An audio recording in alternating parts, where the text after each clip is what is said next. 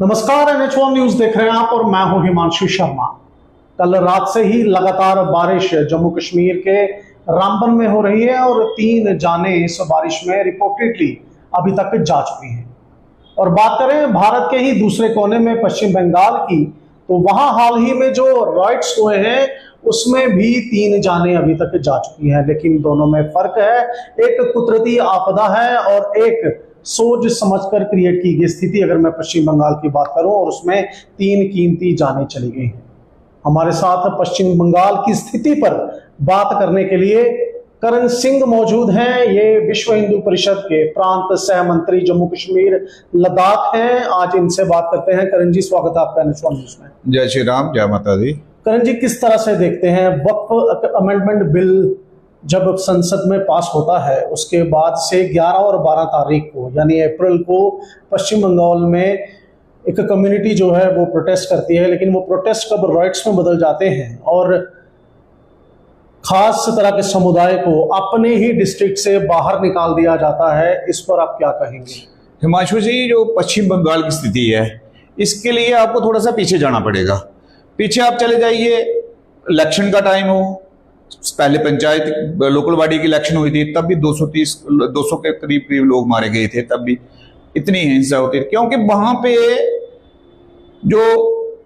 जो इस टाइम शासन है, पहले तो वामपंथियों का शासन रहा, उन्होंने कुछ ऐसे बीज बोए हैं, उसका जो फल है वो ममता बनर्जी काट के वहां पे उनकी एक सोची समझी साजिश के तहत पश्चिम बंगाल को हिंदू विहीन करना चाहती है। जैसे कश्मीर में 1990 में जैसे कश्मीर से हिंदू निकाले गए, ममता बनर्जी भी उसी राह पे चल रही है। आप देखिए, आप पत्रकार हैं तो आप पूरी जानकारी, पूरे देश की जानकारी आपके पास रहती ही है कि जब भी कभी कोई हिंदुओं का त्योहार आता है, जैसे दुर्गा पूजा होती है, रामनवमी होती है, दशहरा की होती है, कोई गणेश पूजा होती है, कोई भी हिंदू पर्व आता है, तो उसके लिए तो पहले ममता बनर्जी सरकार परमिशन नहीं देती है। उसके बाद हमें वहां पे जो हमारे हिंदू रहते हैं, जहां वहां पे हमारा जो संगठन काम करता है, फिर हमें जाके कोर्ट की आड़ लेके वहां से जाके परमिशन लेने के बाद हमें नवरात्रि के वो जो जितने भी कार्यक्रम है वो करना पड़ते हैं, दुर्गा पूजा करना पड़ती है। आप सोचिए, हिंदुस्तान में जिसे भारत कहा जाता है, ये बहुत से लोग आजकल चलता है कि ये हिंदू राष्ट्र तो है ही है ना। हिंदू राष्ट्र ये कहने किसे नहीं है। हिंदू जिसमें 80% हिंदू रहता है वो तो हिंदू ही राष्ट्र है। इसमें कोई कहने लिखने का कुछ नहीं है, लिखने को कुछ भी जितना मर्जी सेकुलर लिख दो बट जो ये हो रहा है ये एक सोची समझी साजिश के तहत, क्योंकि वहां पे रोहिंग्या बांग्लादेशी घुसपैठिया वहां पे आता है और आने के बाद उनका 2000 में वहां पे एक राशन कार्ड बन जाता है, 2000 में ही उनका वो अपना जो आधार कार्ड बन जाता है, उनको बसाया जाता है। वो एक वोट बैंक की पॉलिटिक्स के तहत उसको लगातार ये जो 5 हमारी स्टेटें हैं वहां से कहीं से बाहर से लाके उन लोगों को बसाया जाता था। असम में लगा लो आप, पीछे जब गिनती हो रही थी देखा था आपने कि 40-42 लाख आदमी बिना अकाउंट के मिला था। तो यही हालत है। और जब ये वक्फ का एक बहाना है, सिर्फ वक्फ एक बहाना है, हिंदुओं को वहां से भगाना है और हिंदू निशाना है। अगर देखिए आप मुर्शिदाबाद की देख लीजिए हालत, वहां 200 घर जला दिए गए। भाई आंदोलन आप वक्फ कर रहे हो, वहां पे हिंदू बीच में कहां आ गया? हिंदू उसमें हिंदू मुस्लिम की कोई बात नहीं थी। गवर्नमेंट के कहा, अगर ममता ने कह दिया है कि हम केंद्र का कानून नहीं मानेंगे, वो कानून की बात चल रही है, दूसरा आप सुप्रीम कोर्ट में चले गए, तो फिर उसके बाद उसमें आपको 11-12 तारीख को या आंदोलन करने की क्या जरूरत है और उन लोगों को टारगेट करने की क्या जरूरत है? ये उन्होंने टारगेट कुछ जिले रखे हुए हैं जिन जिलों में हिंदू बहुत कम है, उनको वहां से आस्ता आस्ता हिंदू विहीन करना है, ये लक्ष्य है उन लोगों का। बिल्कुल, यहाँ पर विचार करने की बात है कि मुर्शिदाबाद में 400 से 500 जो हिंदू हैं वो अब अपने ही घरों से निकाल दिए गए हैं। वो भाग वहां से गए हैं क्योंकि जो हिंसा हुई 11-12 को, उसमें 3 जो लोग थे वो मारे गए थे। और मुर्शिदाबाद जो डिस्ट्रिक्ट है पश्चिम बंगाल की, अपनी डिस्ट्रिक्ट को छोड़कर वो हिंदू परिवार मालदा में जो टेम्परेरी रेफ्यूजी कैंप से सेट किए गए हैं वहां पर दयनीय स्थिति में, जी मैं कहूंगा दयनीय स्थिति में रहने को वो मजबूर है। अभी थोड़े दिन पहले जो गवर्नर है पश्चिम बंगाल के, सीवी आनंदा बोस, वो उन लोगों से जाकर मिले उन कैंप्स में, और उन्होंने खुद कहा कि इनको इंसाफ मिलना चाहिए और हम इंसाफ दिलवा कर रहेंगे। नेशनल कमीशन फॉर विमेन की हेड भी अपनी बाकी महिला साथियों के साथ वहां पहुंची, और उन्होंने जब इन हिंदू परिवारों को मालदा के रिलीफ कैंप्स में देखा तो वो भी दंग रह गए थे कि आखिर अपने ही देश की एक इंडिपेंडेंट स्टेट में इन लोगों के साथ ऐसा हुआ तो हुआ क्यों। वक्फ अमेंडमेंट बिल से नाराज कुछ लोगों ने जब प्रोटेस्ट किया तो हिंदू परिवारों को मुर्शिदाबाद डिस्ट्रिक्ट में अलग अलग जगहों पे टारगेट किया, और उसका नतीजा ये हुआ कि जो सरकारी रक्षा तंत्र वहां पर पहुंचना चाहिए था वो समय पर नहीं पहुंचा, और ये लोग पलायन करने को मजबूर हो गए। अब आरोप प्रतिरोप जो है वो चल रहा है। जो चीफ मिनिस्टर है ममता बनर्जी, उन्होंने गवर्नर से आग्रह किया था कि वो मालदा ना जाएं और जो विस्थापित हुए वहां पर हिंदू हैं उनसे ना मिले। आखिर क्यों उन्होंने ऐसा कहा, ये अब सोचने वाली बात है। हालांकि उनका साफ कहना है कि बीजेपी इसको पॉलिटिकल रंग दे रही है, हालांकि बीजेपी ही इसका जिम्मेदार है। उन्होंने बीएसएफ की इन्वॉल्वमेंट भी इन दंगों में बताई है, और बाकी सुरक्षा एजेंसियों की इन्वॉल्वमेंट भी ममता बनर्जी ने दंगों में बताई है। अब बात आ जाती है कि हिंदू संगठन इसमें क्या कर रहे हैं, तो करण जी से पूछते हैं। करण जी, विश्व हिंदू परिषद के आप जम्मू कश्मीर लद्दाख के प्रांत सह मंत्री हैं।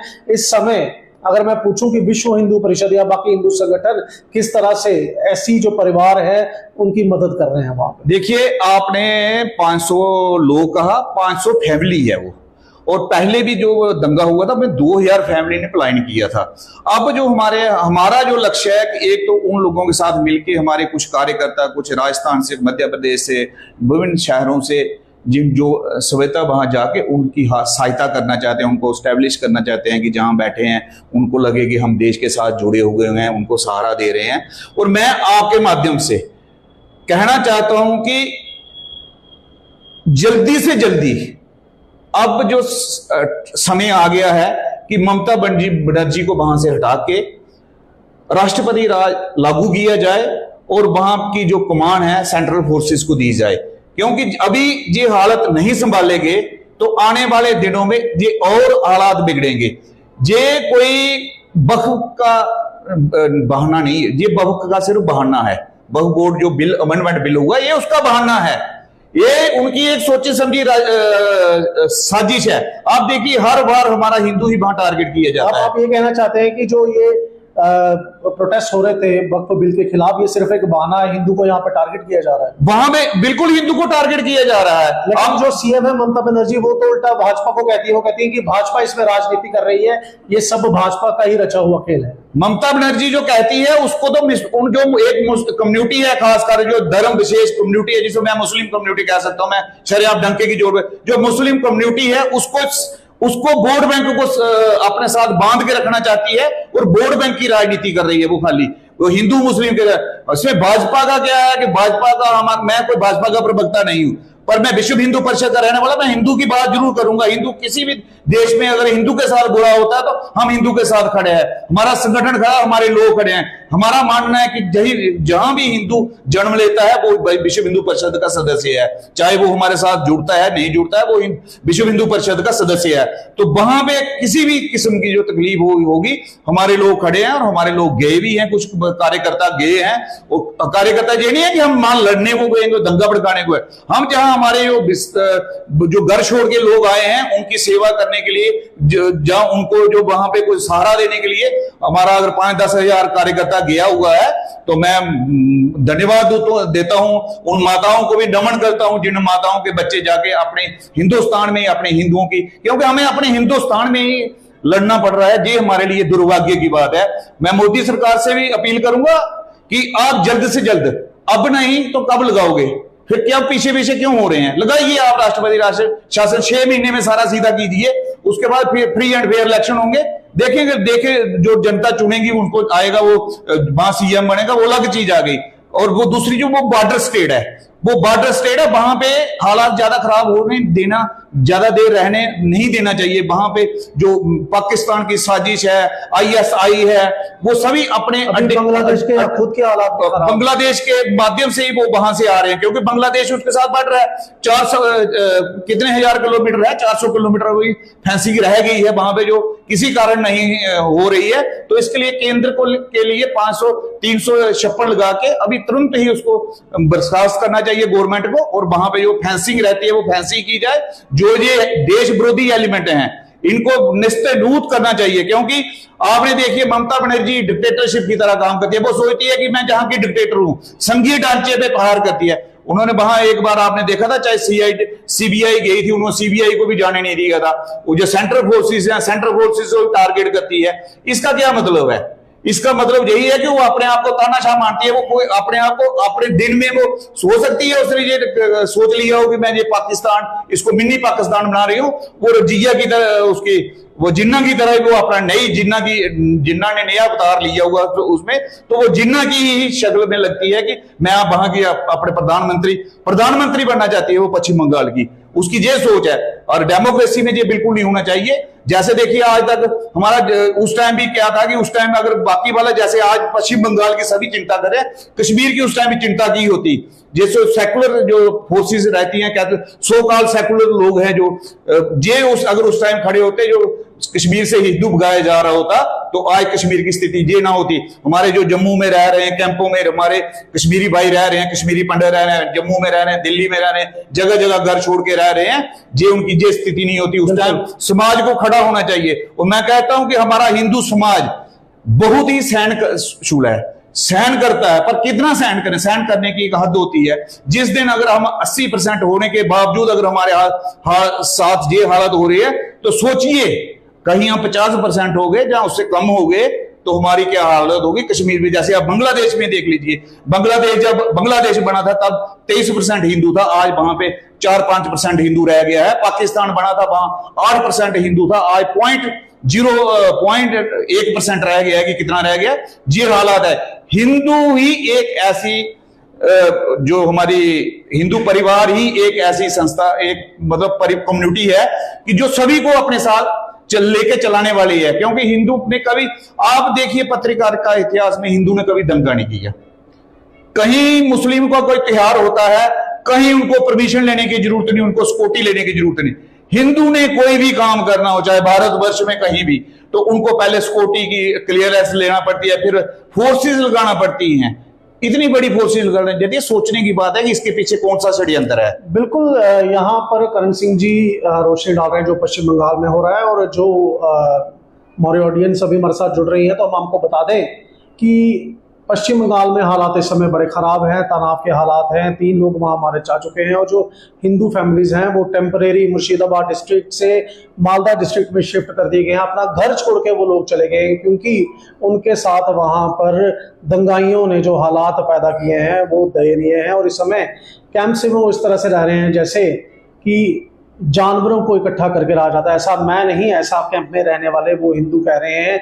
उनसे मिलने के लिए खुद गवर्नर पश्चिम बंगाल के CB आनंदा बोस ही वहाँ गए, नेशनल मिशन फॉर वुमेन वहाँ गए। और मैं वहाँ के हालात आपको बता दूं कि मुर्शिदाबाद में फिजिकली असॉल्ट तक किया गया, जो महिलाएं थी बच्चों के साथ बुरा किया गया, पुरुषों को बांध कर पीटा गया, घरों में आग लगा दी गई।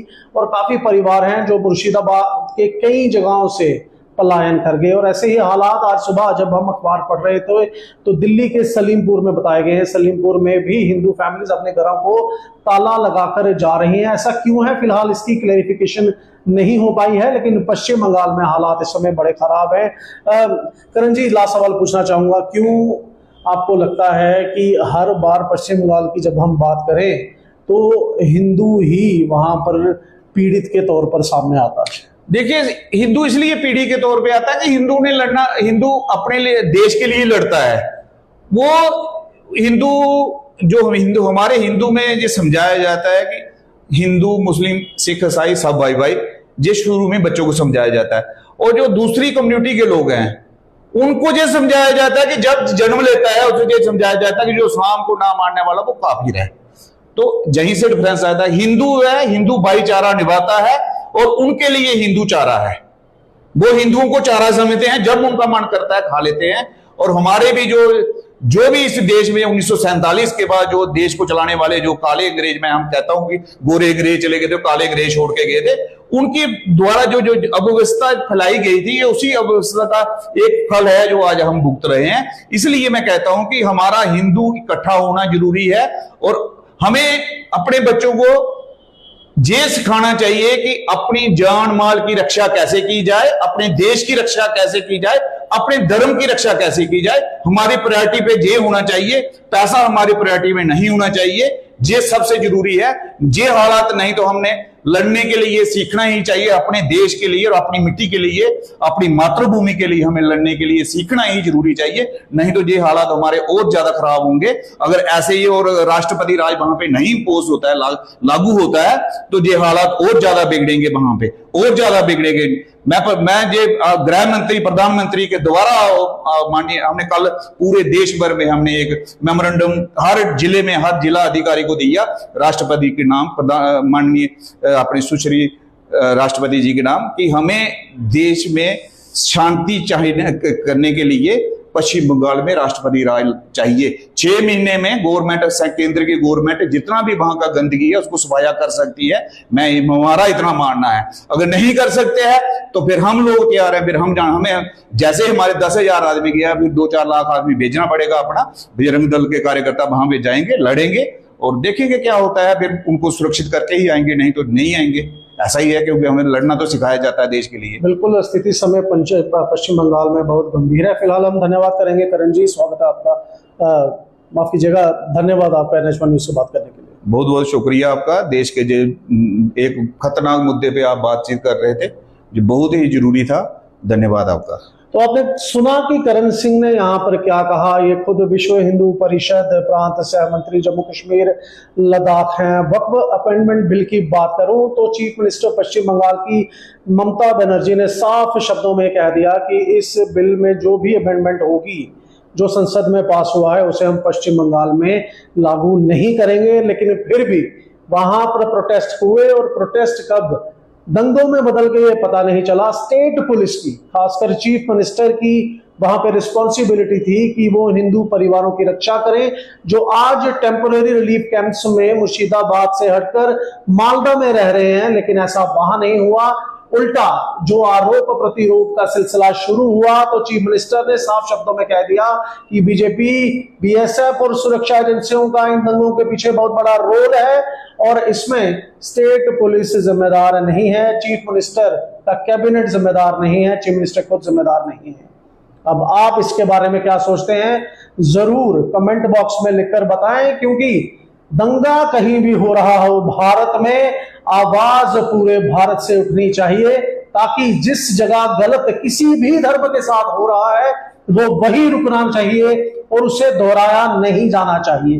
करण सिंह ने जैसे कि साफ शब्दों में कहा कि प्रेसिडेंट रूल पश्चिम बंगाल में लागू होना चाहिए, क्योंकि जब भी कोई बड़ा त्योहार हिंदुओं का वहां होता है तो वहां पर पुलिस प्रोटेक्शन देनी पड़ती है, परमिशन लेनी पड़ती है।